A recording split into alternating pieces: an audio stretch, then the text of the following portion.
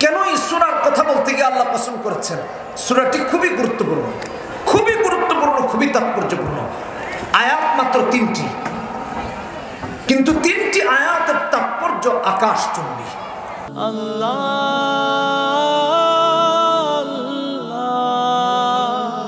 ইন্নাল হামদালিল্লাহি নাহমাদুহু ওয়া নাস্তাঈনুহু ওয়া নাস্তাগফিরুহু ওয়া নু'মিনু বিহি ওয়া নাতাওয়াক্কালু আলাইহি ونعوذ بالله من شرور أنفسنا ومن سيئات أعمالنا من يهده الله فلا مضل له ومن يضلله فلا هادي له ونشهد أن لا إله إلا الله وحده لا شريك له ونشهد أن سيدنا ونبينا وحبيبنا ومولانا محمدا عبده ورسوله أما بعد فقد قال الله تعالى في كلامه المجيد وفي فرقانه الحميد أعوذ بالله من الشيطان الرجيم بسم الله الرحمن الرحيم والعصر إن الإنسان لفي خسر إلا الذين آمنوا وعملوا الصالحات وتواصوا بالحق وتواصوا بالصبر وقال تعالى في شان حبيبه إن الله وملائكته يصلون على النبي يا أيها الذين آمنوا صلوا عليه وسلموا تسليما সবাই নামাজে দুরূদ পড়ি আল্লাহুম্মা সাল্লি আলা মুহাম্মাদ ওয়া আলা আলি মুহাম্মাদ কামা সাল্লাইতা আলা ইব্রাহিম ওয়া আলা আলি ইব্রাহিম ইন্নাকা হামিদুম মাজিদ আল্লাহুম্মা বারিক আলা মুহাম্মাদ ওয়া আলা আলি মুহাম্মাদ কামা বারাকতা আলা ইব্রাহিম ওয়া আলা আলি ইব্রাহিম ইন্নাকা হামিদুম মাজিদ। সাদাকাল্লাহুল আযীম। ঐতিহ্যবাহী যুব উন্নয়ন ক্লাবের উদ্যোগে আয়োজিত আজকের এই 12তম বার্ষিক তাফসীরুল কোরআন মাহফিলের সম্মানিত সভাপতি আলহাজ মুস্তাফিজুর রহমান বেলাল এবং আলহাজ এস.এম. মিল্লাত হোসেন লিটন, উপস্থিত হযরত উলামায়ে কেরাম, পিতৃতুল্য বাবারা, যুবক বন্ধুরা, পর্দার আড়ালে অবস্থানরত মায়েরা, বোনেরা, শুভেচ্ছা জানিয়ে শুকর আদায় করছি আল্লাহ সুবহানাহু ওয়া তাআলার দরবারে, যিনি ভালোবেসে দয়া করে মহব্বত করে আমাদেরকে আসার এবং বসার তৌফিক দিয়েছেন। এজন্য বলি আলহামদুলিল্লাহ। আলহামদুলিল্লাহ। ভাইরা আমার, কোরআনুল কারীমের একটা সূরার সংক্ষিপ্ত তাফসীর যেটুকু আল্লাহ তৌফিক দেন বলার জন্য এখানে বসেছি। আল্লাহ যদি তৌফিক দান করেন ইনশাআল্লাহ কিছু কথা বলবো। সূরাটি সর্বাধিক পঠিত একটি সূরা কোরআনুল কারীমের। এই জন্য সূরার পরিচয় আগে আমাদের জানা দরকার। সাউন্ড একরকম যেন থাকে, শুরু যেমন করছি এমন নাই, আপনারা কমাইছেন, তা আর ধরাধরি করেন না দয়া করে, একরকম যেন থাকে। এই সূরার একটু পরিচয় আপনাদের সামনে উপস্থাপন করতে চাই, কারণ পরিচিত হওয়াটা বেশি জরুরি। এবং কোরআনের যে সমস্ত সূরা বেশি থেকে বেশি তিলাওয়াত হয়, এই সূরা তারই একটি। আমার ভাইরা, কোরআনের সূরা আছে কতগুলো? 114টি সূরা আছে কোরআনে কারীমে। 114টি সূরার মাঝে এই সূরাটা 103 নম্বর সূরা। মনে থাকবে তো ইনশাআল্লাহ। 2 নম্বর পরিচয় হলো কোরআনে কারীমে পারা আছে 30টি। কতগুলো? সবাইকে বলতে হবে কতগুলো? 30টি। 30টি পারার মাঝে এই সূরাটা 30তম পারায় অবস্থিত। তিন নম্বর পরিচয় হলো কোরআন কারীমের সমস্ত সূরাগুলো হয়তো মাক্কি নয়তো মাদানী, এই সূরাটা মাক্কি। 4 নম্বর পরিচয় হলো এই সূরাতে আয়াত আছে মাত্র 3টি। 5 নম্বর পরিচয় হলো 3টি আয়াতে 14টি বাক্য আছে। 6 নম্বর পরিচয় হলো 68টি অক্ষর আছে। 7 নম্বর পরিচয় হলো সূরার নাম আল আসর। 8 নম্বর পরিচয় হলো সূরার শুরুতে আল্লাহ কসম করেছেন। আমি আবার একটু আপনাদেরকে মনে করিয়ে দিই, একটু মাথায় রাখবেন, মনে রাখবেন ইনশাআল্লাহ। 30তম পারার সূরা এটি, 103 নম্বর সূরা এটা, মাক্কি সূরা, 3টি আয়াত বিশিষ্ট সূরা, 14টি বাক্য বিশিষ্ট সূরা, 68টি অক্ষর বিশিষ্ট সূরা এবং সূরার নাম আল আসর। সূরাটি মাক্কি, সূরার শুরুতে আল্লাহ কসম করেছেন। এই হলো সূরার সংক্ষিপ্ত একটা পরিচয়। আসেন আমরা মূল আলোচনায় যাই। কসম করেছেন আল্লাহ সূরার শুরুতে। কসম কেন করতে হয়? কসম করতে হয় কোনো কথা গুরুত্বপূর্ণ এটা বোঝানোর জন্য। আল্লাহ রাব্বুল আলামিন এখানে কসম করেছেন তার কথাটা গুরুত্বপূর্ণ এটা বোঝানোর জন্য, যে কথাটা খুবই গুরুত্বপূর্ণ। আমি গুরুত্বপূর্ণ কিছু কথা তোমাদের সামনে উপস্থাপন করছি। আল্লাহর কাছে যদি এই কথাগুলো গুরুত্বপূর্ণ হয়, যে গুরুত্ব বোঝাতে গিয়ে আল্লাহ কসম করেছেন, তাহলে আমাদের শোনা এবং এটাকে মানাও খুবই গুরুত্বপূর্ণ। ঠিক কিনা বেটা? আল্লাহ এই জন্য কসম করেছেন। ওয়াওটা ওয়াল আসর, ওয়াওটা এখানে কসমের জন্য এসেছে। আল্লাহ তাআলা কসম করে তার সামনের বক্তব্যগুলো দিয়েছেন। ভাইরা আমার, এই সূরাটি খুবই গুরুত্বপূর্ণ একটা সূরা। আমি কসমের আলোচনা একটু পরে যাচ্ছি।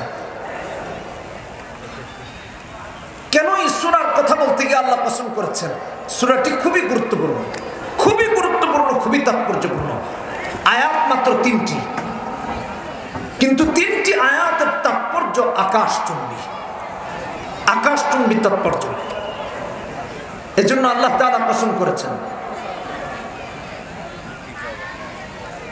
সূরাটা এত গুরুত্বপূর্ণ, এই সূরার ব্যাপারে বক্তব্য দিতে গিয়ে ইমাম শাফিঈ আলাইহির রাহমাহ বলেন, লাউ তাদাব্বারান নাসু হাদিহিস সূরা লাওয়াসিআতহুম। ইমাম ইবনে কাসির তার তাফসীর ইবনে কাসিরে ইমাম শাফিঈর বক্তব্য তুলে ধরেছেন। ওয়াকাল শাফিঈ রাহিমাহুল্লাহ, লাউ তাদাব্বারান নাস হাদিহিস সূরা লাওয়াসিআতহুম। ইমাম শাফিঈ বলেন, মানুষ যদি এই সূরা নিয়ে চিন্তা করত, তাহলে এটাই তার জিন্দেগীর জন্য যথেষ্ট হয়ে যেত। এত আস্তে সুবহানাল্লাহ। কত গুরুত্বপূর্ণ চিন্তা করেছেন, যে একটা সূরাই মাত্র 3টি আয়াত তার জিন্দেগীর জন্য যথেষ্ট হয়ে যেত যদি মানুষ এই সূরা নিয়ে চিন্তা করত। এই জন্য এই সূরার গুরুত্ব আকাশচুম্বী। সূরাটি এত গুরুত্বপূর্ণ যে ইমাম তাবারানী তার বিখ্যাত হাদিসের কিতাব আল মুআজামুল আওসাতে 5124 নম্বর হাদিস উল্লেখ করেন, কানা রাজুলান মিন আসহাবিন নবী সাল্লাল্লাহু আলাইহি ওয়াসাল্লাম ইযা ইলতাকায়া লাম ইফতারিকা হাত্তা ইয়াকরা আহাদুহুমা আলা আল আখার ওয়াল আসর ইন্নাল ইনসানা লাফি খুসর ইল্লা আল্লাযীনা আমানু ওয়া আমিলুস সালিহাত ওয়া তাওয়াসাউ বিল হাক্কি ওয়া তাওয়াসাউ বিস সাবর। এত গুরুত্বপূর্ণ সূরা এটা। আল মুআজামুল আওসাতের এই হাদিসে এসেছে, সাহাবায়ে কেরাম একজন আরেকজনের সাথে যখন দেখা করতেন, ততক্ষণ পর্যন্ত পৃথক হতেন না, যতক্ষণ না পর্যন্ত একজন আরেকজনকে সূরা আসর তিলাওয়াত করে না শোনাতো। জোরে বলি সুবহানাল্লাহ। এত গুরুত্বপূর্ণ এই সূরা। আমি কি বুঝাতে পেরেছি? আমার ভাইরা, অধিকাংশ আমরা এখানে যারা আছি এই সূরাটি পারি, কোনদিন জিন্দেগিতে এই সূরা নিয়ে চিন্তা করি নাই, ফিকির করি নাই, বোঝার চেষ্টা করি নাই, বুঝতে চাইও না। চিন্তা করে দেখুন, কোরআন আর সুন্নাহ থেকে আপনি আর আমি কত দূরে। এটা মুমিনের চরিত্র নয়, এটা মুসলমানের চরিত্র হতেই পারে না। আমাদের অবস্থা হয়ে গেছে এমন, সাহাবীরা একজন আরেকজনের সাথে দেখা করলে সূরা আসর শোনাতেন, সূরা আসর না শোনানো পর্যন্ত আলাদা হতেন না। আর আমাদের অবস্থা এখন এমন হয়ে গেছে, একজনের সাথে আরেকজনের দেখা হলে গীবত না করা পর্যন্ত আলাদা হয় না, দোষচর্চা না করা পর্যন্ত আলাদা হয় না। একজন আরেকজনের দোষচর্চায় লিপ্ত হয়ে আছে। মুমিনের চরিত্র পরের দোষচর্চা করা নয়, মুমিনের চরিত্র নেক আমলের চর্চা করা, ভালো কাজের ভালো কথার চর্চা করা। এটা ভালো করে মাথায় রাখেন। এই সূরা, এই হাদিস আপনাকে আমাকে এই শিক্ষা দেয়। এই জন্য আমার বন্ধুগণ, ইমাম তাবরানী তার মুআজ্জামুল আওসাতে 5124 নম্বর হাদিস উল্লেখ করেন, কানা রাজুলান মিন আসহাবিন নবী সাল্লাল্লাহু আলাইহি ওয়াসাল্লাম ইযা ইলতাকায়া লাম ইফতারিকা হাত্তা ইয়াকরা আহাদুহুমা আলাল আখার ওয়াল আসরি ইন্নাল ইনসানা লাফী খুসর ইল্লাল্লাযীনা আমানু ওয়া আমিলুস সালিহাতি ওয়া তাওয়াসাউ বিল হক ওয়া তাওয়াসাউ বিল হাক্কি ওয়া তাওয়াসাউ বিস সাবর। নবীজির সাহাবীদের চরিত্র ছিল এমন, যখন দুজন সাহাবী একত্রে মিলিত হতেন, যতক্ষণ একজন আরেকজনকে সূরা আসর তিলাওয়াত করে না শোনাতেন, ততক্ষণ পর্যন্ত আলাদা হতেন না। আর আমরা গীবত না করা পর্যন্ত আলাদা হই না। গীবত করা বন্ধ করুন।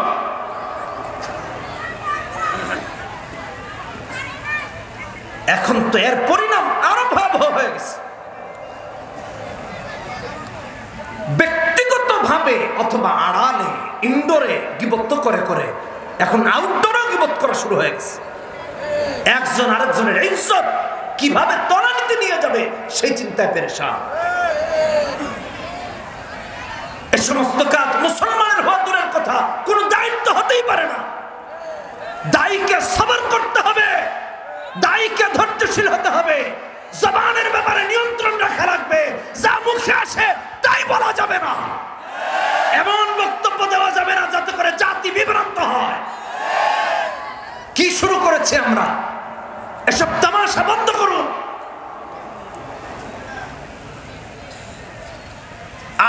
আলেমদের সম্পর্ক আড়ালে সমাধান করুন। জাতি এটা কি বুঝবে? যে কোরআন পারে না তাকে আপনি কি বুঝাবেন এইভাবে লোক সম্মুখে বলে? এতে করে জাতি বিভ্রান্ত হচ্ছে। দিন দিন মানুষের মাঝে ইসলামের ব্যাপারে নেগেটিভিটি তৈরি হচ্ছে, দূরত্ব তৈরি হচ্ছে। আলেমদের থেকে মানুষ দূরে সরে যাচ্ছে, ইসলাম থেকে দূরে সরে যাচ্ছে। শুধু তাই না, ইসলামের দুশমনদের কাছে আমাদের দুর্বলতা প্রকাশিত হচ্ছে। আমি জানি না আর কিভাবে আপনাদেরকে বোঝানোর কথা আছে। এত ক্যামেরার সামনে কথা বলতে চাই না, কিন্তু বলতে বাধ্য হল। সবর করুন, সামনে আসতেছে, বলবো ইনশাআল্লাহ এ ব্যাপারে। আমাদের যে বিষয় আল্লাহ রাব্বুল আলামিন এই সূরাতে বলেছেন, সূরার গুরুত্ব কত বেশি। সাহাবীরা একজন আরেকজনের সাথে সাক্ষাৎ হলে সূরা আসর না শুনে আলাদা হতেন না। আরে এখান থেকে শিক্ষা পাওয়া যায়, এক মুমিনের সাথে আরেক মুমিনের দেখা হলে সে যেন ওই মুমিনকে সৎ উপদেশ দেয়, ভালো কাজের জন্য আদেশ দেয়। এটা শিক্ষা এই সূরা। সূরাটা এত গুরুত্বপূর্ণ, সুবহানাল্লাহ, এত গুরুত্বপূর্ণ। মনে থাকবে তো ইনশাআল্লাহ? মনে থাকবে তো ইনশাআল্লাহ? এটা মাথায় রেখে আসুন এবার সূরার আরেকটা বিষয়ের দিকে একটু কর্ণপাত করি। আল্লাহ কসম করেছেন আসরের সময়ের। এর অনেকগুলো তাফসীর আছে, একটা মনে রাখেন, আসর সময় মনে রাখেন। এর কসম করেছেন আল্লাহ। সময়ের কসম করলেন কেন আল্লাহ? কারণ সময়টা আল্লাহর মাখলুক, কোরআনে এমন আল্লাহ বহু তার মাখলুকের কসম করেছেন, ওয়ান নাজমি ইযা হাওয়া ওয়াদ দুহা ওয়াত তিন ওয়াস সামাই যাতিল বুরুজ ওয়াস সামাই ওয়াত তারিক লা উকসিমু বিয়াউমিল কিয়ামা লা উকসিমু বিহাদাল বালাদ। এই সমস্ত জায়গায় আল্লাহ তার মাখলুকের কসম করেছেন। মুফাসসিরিনে কেরামগণ বলেন আল্লাহ তার মাখলুকের কসম করে বোঝালেন যে আমার মাখলুক যেগুলোর আমি কসম করেছি এগুলো নিয়ে গবেষণা করো, তুমি আশ্চর্য হয়ে যাবা যে আল্লাহর মাখলুকের বিশালতা এত ব্যাপক। আল্লাহর মাখলুকের বিশালতা যদি এত ব্যাপক হয় তাহলে খালেকের শক্তি কত ব্যাপক চিন্তা করে দেখো। আমার ভাইরা এখানে একটা মেসেজ, আল্লাহ ছাড়া গায়রুল্লাহর নামে কোন মুসলমানের জন্য কসম করা জায়েজ নাই, কারণ আমাদের জন্য শরীয়ত রয়েছে, আল্লাহর জন্য শরীয়ত নয়, আল্লাহর জন্য কোনো বিধিবিধান নেই। আল্লাহ তাআলা তাই তার মাখলুকের কসম করেছেন, কিন্তু আমরা মাখলুকের কসম করতে পারি না। আমরা কসম করতে হবে একমাত্র কার? যারা বলেন কার? না বউর? কথা বলে না। অনেকে আছে বউর নামে কসম করে, কই তোর ভাবির কসম। বেচারা চিন্তা করে যে ভাবিটা এত সুন্দরী, ভাইয়ের বউটা যদি না মারতে চাইতো তাহলে মিথ্যা কসম করতো না, তার মানে কসমটা সত্য না। আল্লাহ ছাড়া কারো নামে কসম করা মুমিনের জন্য জায়েজ নাই, এটা মাথায় রাখেন। বাচ্চার নামে কসম, মাথা ছুঁয়া কসম, ঠ্যাং ছুঁয়া কসম, এটা ছুঁয়া কসম, ওটা ছুঁয়া কসম, এগুলো একেবারেই হারাম। কসম করতে হয় একমাত্র কার নামে? আরো জোরে চিৎকার দিয়ে বলা লাগবে, কার নামে? মনে থাকবে তো ইনশাআল্লাহ? আল্লাহ আমাদেরকে বোঝার তৌফিক দান করুন। মুফাসসিরিনে কেরামগণ বলেন আল্লাহ রাব্বুল আলামিন তার মাখলুকের নামে কেন কসম করলেন? মাখলুকের নামে এই জন্য কসম করেছেন, ওই মাখলুকগুলো নিয়ে যদি মানুষ গবেষণা করে একজন নাস্তিক থাকবে না, মুরতাদ হবে না। যে আল্লাহ সময় বানিয়েছেন, সময় এত গুরুত্বপূর্ণ যে সময় তামাম পৃথিবীর সমস্ত ক্ষমতাধরেরা মিলেও একটা সেকেন্ড বানাতে পারবে না। ঠিক কিনা বেটি? আমার বন্ধুগণ, মালাকুল মউত যদি আপনার দরজায় এসে হাজির হয়ে যায়, পৃথিবীর সবচেয়ে পাওয়ারফুল প্রধানমন্ত্রীর সামনে যদি গিয়ে হাজির হয়ে যায়, আর পৃথিবীর সব থেকে পাওয়ারফুল মানুষটা যদি বলে আমি তো অর্ডার করেছি 5টা বছর হায়াতের, সময় থাকবে কিনা বলেন? পাবে না। কেউ যদি বলে আমি জাপানে অর্ডার করেছি, আমার জন্য 5টা বছর হায়াত বানিয়ে দিতে পারবে জাপান? পারবে না। আমেরিকা পারবে? পারবে না। মালাকুল মউতকে আল্লাহ যে নির্দেশনা দিয়েছেন তার চেয়ে একটা সেকেন্ডও বাঁচার কারো ক্ষমতা নাই। যে আল্লাহ সময় বানিয়েছেন, সময় বানিয়ে সময়ের কসম করে বোঝালেন আমি আল্লাহ সময় বানিয়েছি যা তামাম পৃথিবীর কেউ বানাতে পারে না। 24 ঘন্টার মাঝে 25 ঘন্টা কেউ বানাতে পারবে না। ঠিক তেমনি ভাবে আমার আপনার হায়াতের যে জিন্দেগি রয়েছে এর চেয়ে একটা সেকেন্ড বেশি কারো বাঁচার ক্ষমতা আল্লাহ তাআলা কারো দেন নাই। যে আল্লাহ ক্ষমতা বানিয়েছেন তিনি কসম করে বুঝাচ্ছেন সময় এত গুরুত্বপূর্ণ যে এই সময় নিয়ে চিন্তা করলে তোমার জিন্দেগি পরিবর্তন হয়ে যাবে। তুমি নাস্তিক থেকে আস্তিক হয়ে যাবা, আর আস্তিক থাকলে কখনো নাস্তিক হবা না। সুবহানাল্লাহ। সময় বানিয়েছেন কে? জোরে বলেন কে? আরো জোরে কে? আল্লাহ। আল্লাহর নাম মোটা আওয়াজে নিবেন, বুক থেকে দিলটা খুলে দিয়ে নিবেন, কণ্ঠকে উঁচু করে নিবেন, যেন আল্লাহর আরশ পর্যন্ত পৌঁছায় যায়। আল্লাহ কবুল করুন বলে আমিন। এই সময়ের কসম আল্লাহ করেছেন। সময় এত গুরুত্বপূর্ণ আমার ভাইরা। কেন আল্লাহ সময়ের কসম করলেন বোঝার চেষ্টা করুন। আপনি আর আমি বুঝি না, বোকা। যদি বুঝতো তাহলে ইমাম শাফিঈ বলেছেন এই সূরা তার জন্য যথেষ্ট হয়ে যেত। আল্লাহু আকবার। এই জন্য সময় নিয়ে চিন্তা করুন। আমাদের জিন্দেগির অবস্থা এমন, কারো হায়াত 2 দিনের, কারো 3 দিনের, কারো বা 1 দিনের। ছোট্ট ছোট্ট বাচ্চারা মারা যায় না, কথা বলেন না কেন?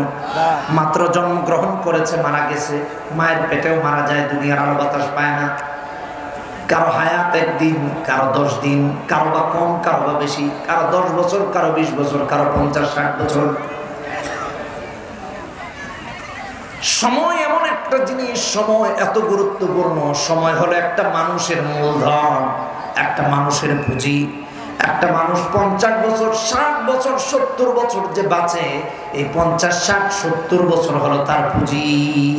এটা তার মূলধন, এটা তার পুঁজি। সুবহানাল্লাহ। ইমাম রাজি রাহমাতুল্লাহি আলাইহি তার তাফসীর কবিরে খুব সুন্দর দৃষ্টান্ত এনেছেন সময়ের কথা বোঝাতে গিয়ে, যে সময় এত গুরুত্বপূর্ণ। আমার ভাইয়েরা, প্রতিটা দিন আমাদের জন্য পুঁজি, প্রতিটা ঘন্টা আমাদের জন্য পুঁজি, প্রতিটা সেকেন্ড আমাদের জন্য পুঁজি, প্রতিটা রাত, প্রতিটা দিন আমাদের জন্য পুঁজি। আজকের ফজর, আজকের জোহর, আজকের আসর, আজকের মাগরিব আর এশা আমাদের পুঁজি। আজকের জোহর আসর আগামীকাল আসবে নাকি? আসবে না। আজকে 6 তারিখ, আগামীকালকের যে ফজর আসবে ওটা 7 তারিখের হবে, ওটা 6 তারিখের হবে না। 6 তারিখের ফজর, 6 তারিখের জোহর, 6 তারিখের আসর, 6 তারিখের মাগরিব আর 6 তারিখের এশা কখনো 7 তারিখে আসবে না। আজকের টাস্কেই গত হয়ে যায়। এজন্য প্রতিটা সেকেন্ড হলো আমাদের জন্য পুঁজি। মুমিন তার পুঁজি নষ্ট করে কখনো সন্তুষ্ট হতে পারে না। মুমিন তো এমন, যার পুঁজি হারায়, যে হারায় সে দেখবেন সব সময় দুঃখিত থাকে, ব্যথিত থাকে।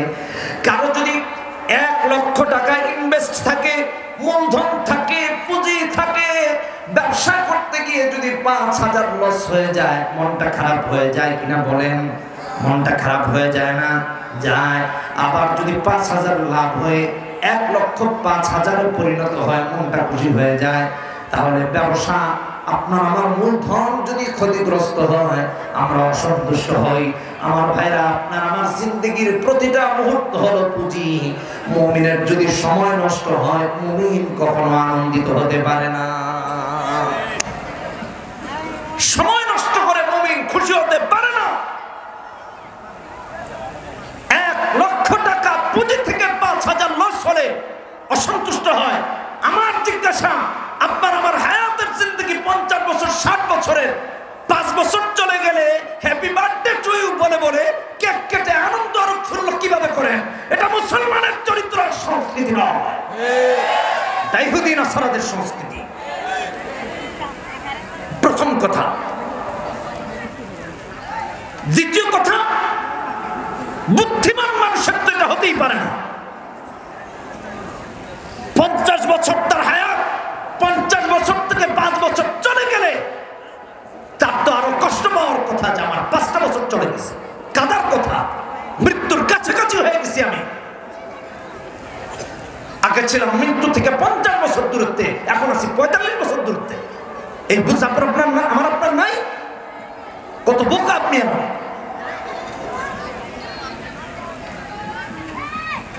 ব্যবসার পুঁজিটা হারালে যে মানুষটা অসন্তুষ্ট হয়, তার জিন্দেগির পুঁজি হারালে সে কিভাবে খুশি হয়, এটা মাথায় আসে না। ইমাম রাজি রাহমাতুল্লাহি আলাইহি তার তাফসীরে কবিরের মধ্যে উল্লেখ করেন, সূরা আসরের তাফসীরে একজন বরফ বিক্রেতার কথা। বরফ বিক্রেতা বরফ বিক্রি করে। বরফটা হলো সময়ের মতো, সময় যত যায়, যেমন জিন্দেগি থেকে মাইনাস হয়, সময় যত যায় বরফও দেখবেন গলে গলে পড়ে যায়। ঠিক কিনা বেঠিক জোরে বলেন?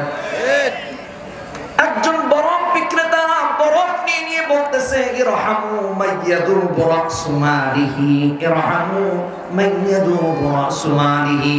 বরফ বিক্রেতা চিৎকার দিয়ে দিয়ে বলছে, তার উপর রহম করো যার পুঁজি গলে যায়, যার পুঁজি গলে যায় তোমরা তার উপর রহম করো। আমার ভাইরা, পুঁজি যেরকম গলে যায় বরফ, সময় হলো এমন পুঁজি যা প্রতি সেকেন্ডে সেকেন্ডে আপনার আমার বরফের মতো গলে গলে যায়। হ্যাঁ, এটা সেই সময় যে সময়ের কসম করেছেন আল্লাহ। একটু চিন্তা করুন, একটু গবেষণা করুন। এই আসর আপনার আমার প্রত্যেকটা জিন্দেগির প্রত্যেকটা সেকেন্ডের সাথে জড়িত, রিলেটেড। কিভাবে আপনি আর আমি সূরাকে অবহেলা করি? আমাদের তাফসীরগুলো এখন হয়ে গেছে আনন্দ উদযাপনের জায়গা, এখান থেকে সবক নিয়ে যাই না। জিন্দেগি পরিবর্তন হয় না, তামাশার জায়গায় বেশি পরিণত হয়েছে। আর আমাদের আয়োজক আলহামদুলিল্লাহ এখানে তো আপনারা ভালো ভালো আলেমদেরকে দাওয়াত করেছে। বিভিন্ন জায়গায় দেখা যায় ফান করা, নাটক করা, এগুলো তাফসীরের মাহফিলের কাজ হয়ে গেছে। জিন্দেগি পরিবর্তন করুন। আজকে মাহফিলে এসেছেন, তাফসীরে এসেছেন, আগামীকাল যদি আপনার জিন্দেগি একই রকম রইল, তাহলে তাফসীর আপনার জিন্দেগি কি পরিবর্তন করবে? আপনার মাঝে তো কোনো পরিবর্তন আসবে না। এই জন্য জিন্দেগিকে পরিবর্তন করার জন্য তাফসীর শুনতে হবে, আসতে হবে, শোনাইতে হবে। এটা প্রত্যেকের জন্য বলতেছি, শুধু আমার জন্য না, শুধু আপনাদের জন্য না, আমার এবং আপনাদের সবার জন্য। আল্লাহ তৌফিক দান করুন বলি আমি। সময়কে কাজে লাগাবো তো ইনশাআল্লাহ। হ্যাঁ, আপনি আর আমি, আমার কলেজের টুকরা যুবকরা, মাশাআল্লাহ তোমরা এখানে অনেক, যুবকদের সংখ্যা অনেক। আমি যুবকদেরকে বলছি, তুমি জন্মদিন পালন করো কিভাবে? 50 বছর বাঁচবা, তোমার 18 বছর চলে গেছে 50 থেকে, তুমি খুশি হও কিভাবে? তোমার 50,000 টাকা থেকে যদি 18,000 লস হয়ে যায়, তুমি খুশি হবা? কিভাবে খুশি হবা? তোমার 50,000 মূলধন, এটা ইনভেস্টমেন্ট, পুঁজি, 18,000 লস হয়ে গেলে তুমি কখনো খুশি হবা না। তাহলে তোমার 50 বছর থেকে 18 বছর জিন্দগি চলে গেছে, তুমি খুশি হয়ে এক কাটো কেন? এটা তো মুমিন করতে সময়কে কাজে লাগে। আল্লাহ তাআলা এই জন্য সময়ের কসম করেছেন আমার ভাইরা। আমি জানি না আমি আপনাদেরকে কিভাবে বুঝাবো। দুটি দৃষ্টান্ত দিয়ে আপনাদের সামনে একটু মনোযোগ দিয়ে শুনেন। এখন তো এদিকে খুব কম আসা হয়, মাহফিল বেড়ে গেছে, 2টা 3টা 4টা 5টা এক একদিন মাহফিল থাকে। এদিকে আসলে দেখা যায় যে এত মাহফিল করতে পারে না, মানুষ টানাটানি করার কারণে দূরেও আসা কমিয়ে দিয়েছে। আগে তো দূরে যেতাম অনেক জায়গায়, এখন দূরে যাওয়াও কমে গেছে, খুব কম যায়, হঠাৎ হঠাৎ। দুটো দৃষ্টান্ত দিব আপনাদেরকে। আমার এক আঙ্কেল ছোটবেলা, এটা মনে হয় 98 অথবা 99 এর ঘটনা হবে, তখন হিফজখানায় পড়ি। তো এক আঙ্কেলের 10,000 টাকা পকেট থেকে হারিয়ে গেছে। 98-99-তে 10,000 টাকা কিন্তু অনেক টাকা, কি বলেন ঠিক কিনা বেটি? যারা এখানে আছেন বয়স আছে যাদের, তারা বুঝতে পারতেছেন 10,000 টাকা তখন অনেক টাকা, 2000 সালের আগে। তখন 1 টাকায়ও আইসক্রিম পাওয়া যেত একাধিক, কথা বলেন ঠিক কিনা বেটি? 3-4টা পাওয়া যেত।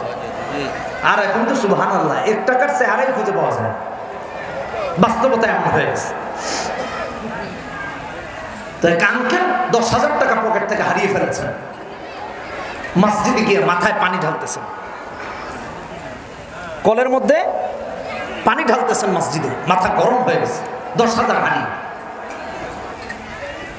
এটা গেল কয়েকজনকে। এই চকবাজার, এখানের অনেক ব্যবসায়ীরা চকবাজার ব্যবসা করেন, অনেক চাকরিজীবীরা চকবাজারে চাকরি করেন, আপনারা খোঁজ নিয়ে দেখেন। আপনাদের এই অঞ্চলের মানুষ চকবাজারে ভরা, আলহামদুলিল্লাহ, আলহামদুলিল্লাহ বলে। চকবাজার, ডানে বামে লালবাগ, অসংখ্য মানুষ, ইসলামবাগ, অভাব নাই। তো চকবাজার থেকে যে রাস্তাটা ইসলামবাগের দিকে গিয়েছে, main road, water works road অথবা ডালপট্টি যেটাকে বলে, এই রোডে কয়েকজন গিয়ে 10,000 টাকা খুঁজতেছে। আরে টাকাটা কোথায় পড়ে?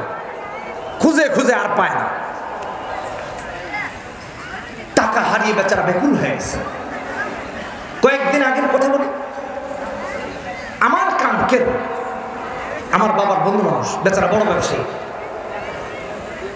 মসজিদ থেকে আমিও বের হচ্ছি, উনিও বের হচ্ছেন। তো বলতেছেন, ভাতিজা কেমন আছো? বললাম, আঙ্কেল ভালো আছি। আপনি কেমন আছেন? বলতেছে, আলহামদুলিল্লাহ আল্লাহ ভালো রেখেছেন, তবে একটু সমস্যায় আছে। বললাম, আঙ্কেল কি সমস্যায় আছে? বলতেছে, দোকানের হিসাব মিল করতে পারতেছি না। বলে কি? কয়, আমার এত টাকার মাল ইনভেস্ট করলাম, এত টাকা পুঁজি খাটালাম, কিন্তু এই টাকার ব্যাক আসলো না, মাল নাই, মাল বিক্রি হয়েছে কিন্তু কেসে টাকা নেই, টাকা গেল কই, তিনি পেরেশান। আঙ্কেল আমাকে বলতেছেন, আমি বললাম, আপনি কি করেছেন এর জন্য? বলতেছে যে আমি প্রতিদিনের সিসিটিভি ফুটেজ, সিসি ক্যামেরার যে ফুটেজ আছে, এটাকে চেক করতেছি যে আমার টাকাগুলো গেল কোথায়। উনি ওইটা চেক করা শুরু করেছে। আহা, এই দুটা ঘটনা আমাদের জন্য অনেক শিক্ষা। টাকা যখন পুঁজি হয়, পকেট থেকে যদি হারিয়ে যায়, কেস থেকে যদি হারিয়ে যায়, আমরা পেরেশান হয়ে যাই। কোথায় আমার 10,000 গেল, কোথায় আমার 1 লাখ চলে গেল। আমার যুবক ভাইরা, কিন্তু সময়টা যখন তোমার আমার জন্য পুঁজি, একবার কি চিন্তা করেছো নাকি তোমার জোহরটা কোথায় গেল? জিন্দগির কত জোহর পড়ো নাই, কত আসর পড়ো নাই, কত মাগরিব পড়ো নাই, কত ইশা পড়ো নাই। জীবন যেতে যেতে বার্ধক্যে উপনীত হয়ে গেলে চুল দাড়িগুলো পেকে গেল, কিন্তু এখনো দেখা যায় তোমার কালেমাটা সহি হয় নাই, এখনো কোরআনটা সহি হয় নাই, এখনো নামাজ সহি হয় নাই। অর্থ আর সম্পদ যখন তোমার আমার পুঁজি হয়, তখন তুমি আর আমি অস্থির হয়ে যাই। কিন্তু তোমার আমার পুঁজি যখন নামাজ, তোমার আমার পুঁজি যখন প্রতিটা দিন রাত, কত রাত মদের আড্ডাখানায় গিয়ে কাটিয়ে দিয়েছ, কত রাত জুয়ার আড্ডাখানায় গিয়ে কাটিয়ে দিয়েছ, কত দিন রাত আল্লাহর নাফরমানি করে কাটিয়েছ, কিন্তু একটু আক্ষেপ নাই, একটু আফসোস নাই। বুদ্ধিমান যদি হতে, মুমিন যদি হতে, তাহলে রাতটা কিভাবে কাটালে, দিনটা কিভাবে কাটালে আক্ষেপ করতে, ঠিক কিনা বেঠি? সারাদিন যদি গুনাহে কাটিয়ে দাও, রাতের বেলা বিছানায় গিয়ে চিন্তা করতে, আহারে আমার দিনটা নষ্ট হয়ে গেল, আমার পুঁজিটা নষ্ট হয়ে গেল, এটা বুদ্ধিমানের কাজ। রাতের বেলা বিছানায় গিয়ে বলতে, আহারে সকাল থেকে আমি নামাজ বাদ দিয়েছি, ফজরের, জোহরের, আসরের, মাগরিবের, ইশার, আজকের এই সময় যেভাবে নষ্ট হয়েছে, আগামীকাল থেকে যেন আর নষ্ট না হয়, সচেতন হতে, শিক্ষা নিতে। কিন্তু ব্যবসার পুঁজি হারালে কষ্ট পাও, আর নিজের জীবনের পুঁজি নষ্ট করে কষ্ট পাও। ঠিক, এটা মুমিনের কাজ না, এটা বুদ্ধিমান মানুষের কাজ নয়। আর কিভাবে বলবো আমার বোঝা?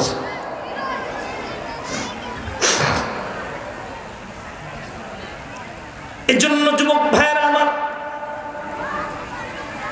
সময়ের গুরুত্ব বোঝাতে গিয়ে নবীজি একটা হাদিসের মধ্যে আমাদের জিন্দেগির 5টা মুহূর্তকে তুলে ধরেছেন, যে 5টা মুহূর্ত এমন যে একবার আসে তো আরেকবার আসবে না। সুবহানাল্লাহ বলেন, এত গুরুত্বপূর্ণ।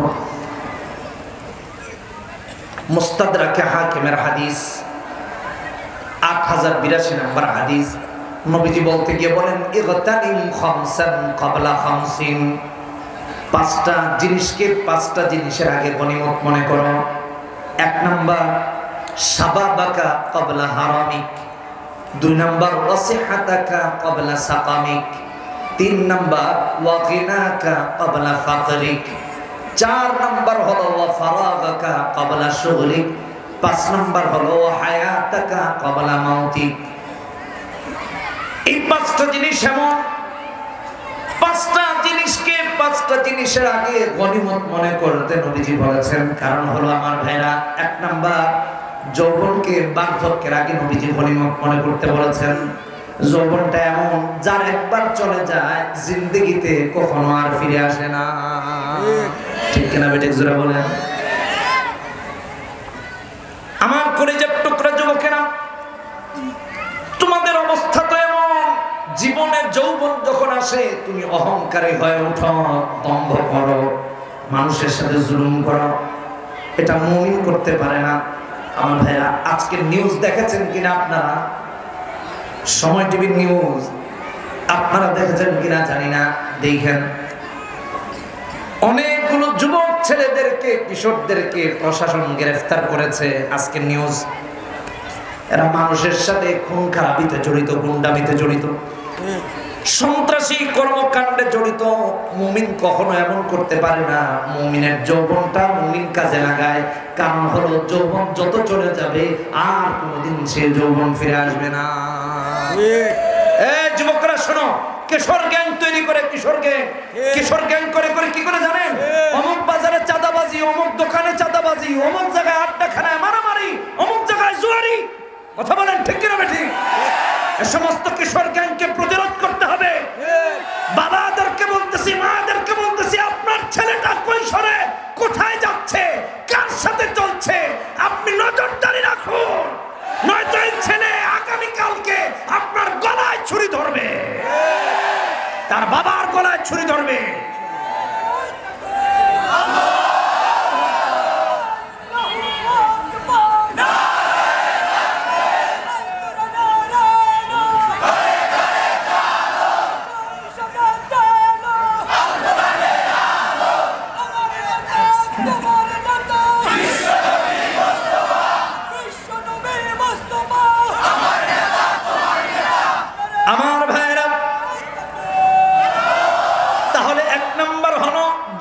যৌবনকে বার্ধক্যের আগে গনিমত মনে করা। 2 নাম্বার হলো ওয়াশাবাবাকা ক্বাবলা হারামিক। 1 নাম্বার। 2 নাম্বার হলো ওয়াসিহাতাকা ক্বাবলা সাকামিক। সুস্থতাকে অসুস্থতার আগে গনিমত মনে করো। কারণ হলো আজকে তুমি আর আমি সুস্থ, 2 দিন পর যদি অসুস্থ হয়ে যায়, ইচ্ছা থাকলেও কখনো নামাজে গিয়ে দাঁড়াতে পারবো না। ঠিক কিনা ঠিক? আমার এক বন্ধু মাওলানা সাহেব একবার আমাকে একটি ভিডিও দিয়ে বললেন, দেখো তো দেখি। ভিডিওটা দেখে আমার 2টি চোখ পানি দিয়ে ভরে গেছে। আমি খুব বোঝার চেষ্টা করলাম। একটা বাচ্চা, ছোট মানুষ, খাদ্যনালী এদিকে পাইপ দিয়ে লাগানো হয়েছে, মুখে অক্সিজেন মাস্ক, হসপিটালের বেডে ডান হাতের দিকে বেঁধে রাখা হয়েছে, বাম হাত আরেক দিকে, ডান পা একদিকে, বাম পা আরেক দিকে। হাতও নাড়াতে পারে না, পাও নাড়াতে পারে না, মুখ দিয়ে কথাও বলতে পারে না, অক্সিজেন মাস্ক লাগানো। এই ছেলেটা মসজিদের আওয়াজ যত শুনবে আজানের, মসজিদে যাওয়ার সুযোগ আছে কিনা বলেন তো দেখি। আমার ভাইরা, এজন্য মাঝে মাঝে হসপিটালে যাবেন, রোগীদের দেখবেন, তাহলে বুঝবেন সুস্থতা কত বড় নিয়ামত। ঠিক কিনা ঠিক? এই জন্য সুস্থ থাকতে মসজিদে যেতে হবে। ঠিক কিনা ঠিক? সুস্থ থাকতে আল্লাহকে ডাকতে হবে। যদি অসুস্থ হয়ে যান, আল্লাহকে ডাকার সাধ্য হারিয়ে ফেলবেন, সামর্থ্য আর থাকবে না। এই জন্য সুস্থ অবস্থায় আল্লাহকে বেশি বেশি ডাকবো। ঠিক কিনা ঠিক? মনে থাকবে তো ইনশাআল্লাহ। 3 নাম্বার নবীজি বলেছেন ওয়াগিনাকা ক্বাবলা ফাকরিক। 3 নাম্বার হলো সচ্ছলতাকে অসচ্ছলতার আগে। আমার ভাই আজকে সচ্ছল আছেন, যাকাত দিন, দান করুন, সদকা করুন, মাহফিলের জন্য অর্থ দিন, মাদ্রাসার জন্য দিন। কারণ হলো একদিন আপনার আমার এমন হয়ে যেতে পারে অসচ্ছলতা, যখন আপনি আর আমি রাস্তায় নেমে যেতে হতে পারে। ঠিক কিনা ঠিক? এই জন্য যখন সচ্ছল, তখন আল্লাহ রাস্তায় টাকা পয়সা খরচ করুন। কিন্তু আজকের বাস্তবতা এমন, টাকা হলে মদের বারে গিয়ে বসে থাকে, টাকা হলে নাইট ক্লাবে গিয়ে বসে থাকে, টাকা হলে ক্যাসিনোতে জড়ায়া যায়।